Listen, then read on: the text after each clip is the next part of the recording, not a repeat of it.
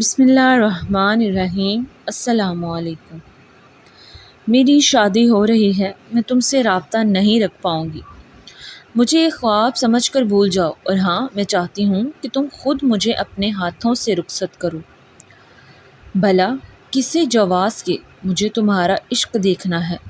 تم کہتے ہو کہ تم مجھے کسی اور کا ہوتے نہیں دیکھ سکتے۔ سمجھو تمہارے عشق کا امتحان ہے۔ تم آؤ گے تو ڈولی میں بیٹھوں گی، ورنہ نہیں بیٹھوں گی۔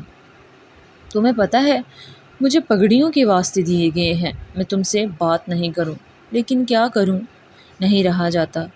دوسری طرف سے مسلسل سسکیوں کی آواز آ رہی تھی۔ تم رو رہے ہو؟ مرد تو نہیں روتا نا، مرد بہت مضبوط ہوتا ہے۔ کل میری بارات ہے اور تم نے آنا ہے، اور اگر تم نہ آئے تو میں سمجھوں گی تمہیں مجھ سے محبت کبھی نہیں تھی۔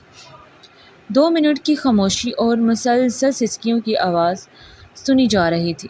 تم مجھ سے یہ مت کہو میں تمہیں خود رخصت کروں، کیونکہ میں نہیں کر سکتا۔ میں مر جاؤں گا، مجھے میرا ضمیر ہی مار دے گا۔ اس کے سوالات کا کیسے جواب دوں گا؟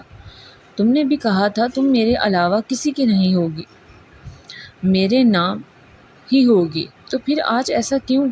تم نے کبھی کہا تھا تم نہ ملے تو مر جاؤں گی۔ سب یاد ہے تمہیں، اور مجھے؟ ہاں، مجھے میرا ایک ایک لفظ یاد ہے، تبھی تو تمہیں بلا رہی ہوں۔ دیکھو تو میں کتنی ثابت قدم ہوں۔ تم آؤ گے، میں انتظار کروں گی۔ کل وہ بجھے منہ سے تیار ہوتا ہے، آنکھوں سے نیر رواں ہوتا ہے، اور وہ نہ چاہتے ہوئے بھی دعا کی شادی میں پہنچ جاتا ہے۔ آخر عشق ہے، تڑپ تو ہوتی ہے اس کی آنکھیں مسلسل دعا کو ڈھونڈ رہی تھی، تو وہ دلہن کے کمرے میں جا پہنچا۔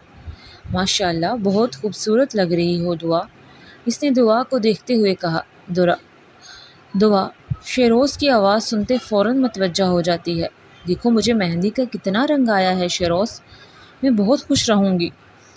اور ہاں، مہندی بتا رہی ہے مجھے، دیکھو نا اس میں کتنا پیارا لگ رہا ہے، نام لکھا۔ پتا میں بہت خوش رہوں گی، میری خواہش تم نے آ کر پوری کر دی۔ خوش ہونا کسے کہتے ہیں؟ تم خود سے لڑ رہی ہو شیروز۔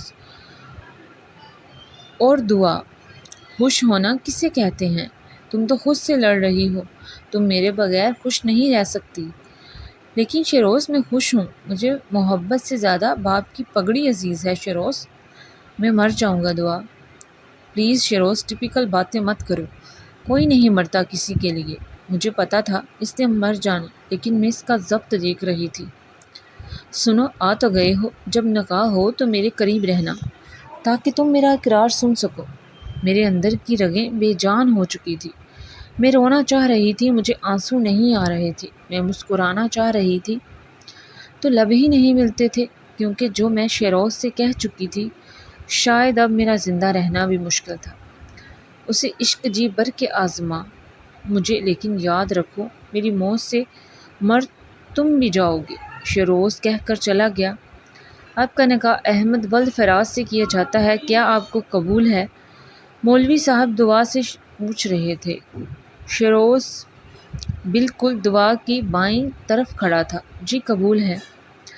دعا کی آواز میں لڑکھڑاہٹ محسوس کی جا رہی تھی، لیکن وہ جواب دے رہی تھی۔ کیا آپ کو قبول ہے؟ مولوی صاحب نے پھر پوچھا۔ قبول ہے، دعا نے کہا۔ دعا کے کندھے پر آنسو مسلسل گر رہے تھے، لیکن وہ اس کو اگنور کر رہی تھی۔ کیا آپ کو قبول ہے؟ مولوی صاحب نے پھر پوچھا۔